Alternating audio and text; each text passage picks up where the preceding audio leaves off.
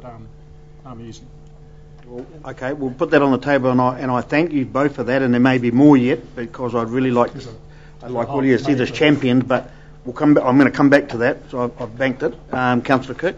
Yes, thank you. Andrew, I just for the ratepayers' sake, really, the professional fees, the amount here is just under 370,000 with the contingency, and we've already had many workshops on the sort of overall design when we looked at all the different options, yes, like, you know, from the mini car version up to the Rolls-Royce version.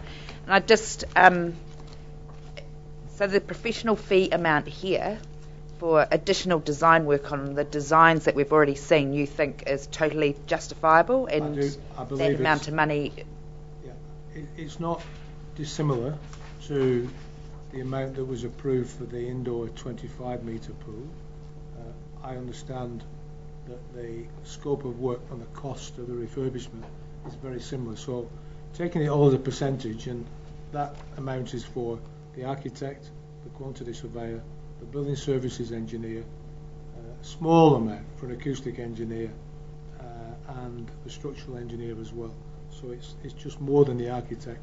He's our principal consultant and manages his sub-consultants' design.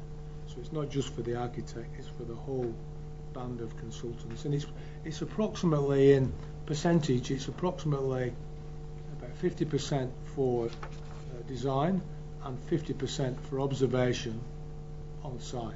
And as I mentioned in here, and I mentioned in November, because of some of the uncertainties with regards to what condition the roof is, we've allowed a little bit more to address any issues that we find. The good thing about the indoor 25-metre pool is that we thought it would go 9 months, and the construction programme and the consultants put a fee in for 9 months. It's actually going to be 7 months, so we'll save on that project 2 months of observation fees. So we'll reduce the fee. This may be exactly the same, but at the moment we've allowed for 9 months, and if it needs to be pulled back and we save a couple of months, which could be at least $20,000, then we'll do that. That's great, thank you. Councillor Minsher? Just, Andrew, I have to give my apologies. Next week I'm away for a football trip, but my only concern, similar to Richard, is definitely the how much coverage on that pool, the leisure pool. Like, at least the toddler pool to me must be covered or some degree, or just been different designs with no roof coverage and things like that. So I just put my concern there now because I'm not there next week. That's my concern, is a roof coverage of some degree. Yeah.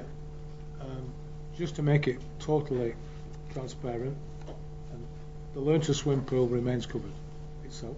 The little toddler area, we'll see how much we need to. That's what we really want to discuss here next week, because we've not brought that to you before.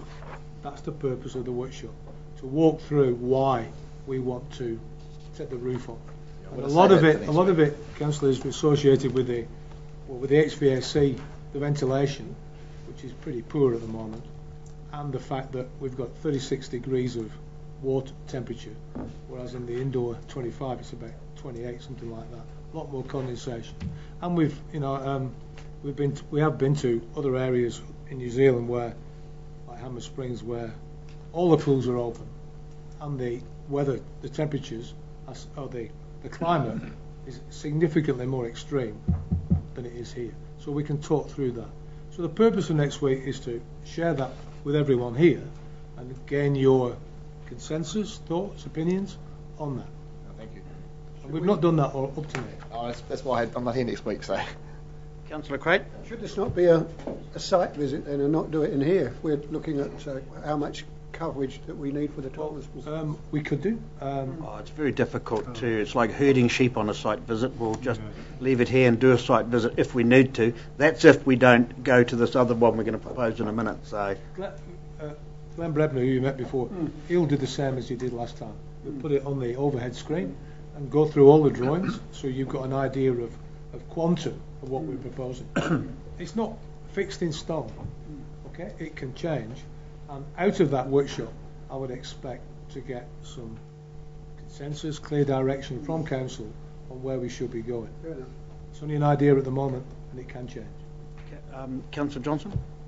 In here it's got communication and consultation. Can I just make a point that we really have to make sure that we get the communication about the lack of roof out, because if we go down that track without a roof, there's going to be some consternation amongst the public. So it's crucial that that comes out sooner than later, once we've okayed the design. It has been suggested to me, Councillor, that within the AC bus itself, the users are the people who are affected the most, that we put something in there similar to what's in there right now about the indoor 25 metre pool.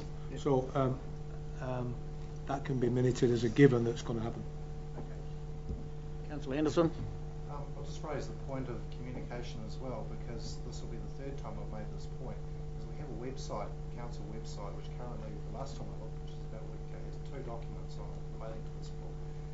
By comparison, the one that the previous pool that these people worked on down in Timaru, the website there, the Timaru council has, I'm sure I counted 27 documents, full plans, newsletters, progress of the project, etc. And the concern has been expressed constantly that we need to communicate with the public better in general, and particularly on this matter. And I'm just really concerned that we're still, I think that was about 6 to 8 weeks ago that I first raised this issue, we have 2 documents on the website. We have a tool there that's cost effective, can be used much better than it currently is to communicate this project that's highly controversial to the public.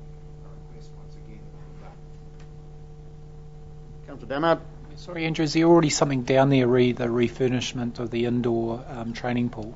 Yes, there is. If you walk in close, right hand side of the reception, there's 2 large boards showing exactly what we're doing and why, and what the outcome will be at the end of the project.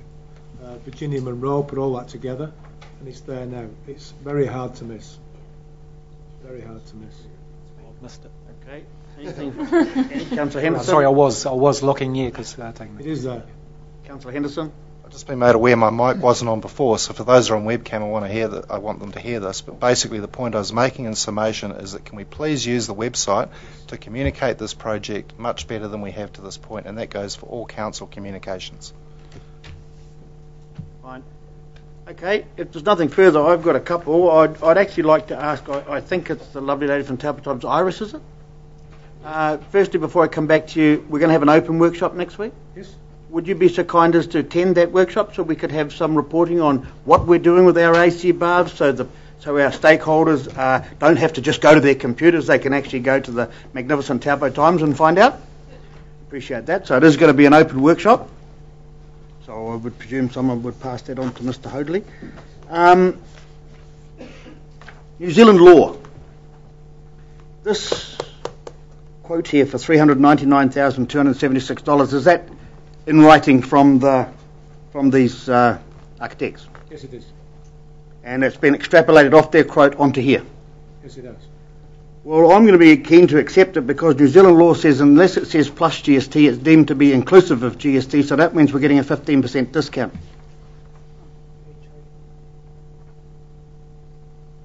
It should say excluding GST. It's including GST? It should say excluding GST. Where does it say that? It doesn't. No, it doesn't. That's why I'm asking, because it makes 15% difference.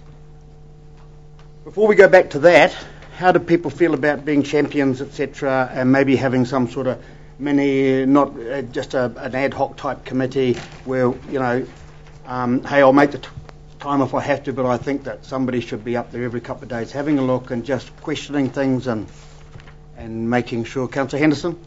Yes, that's a good idea. A couple of councillors who have a particular interest in this should be appointed to keep an eye over it and report back to other council, to full council. And in fact, that's something worth considering on other matters as well.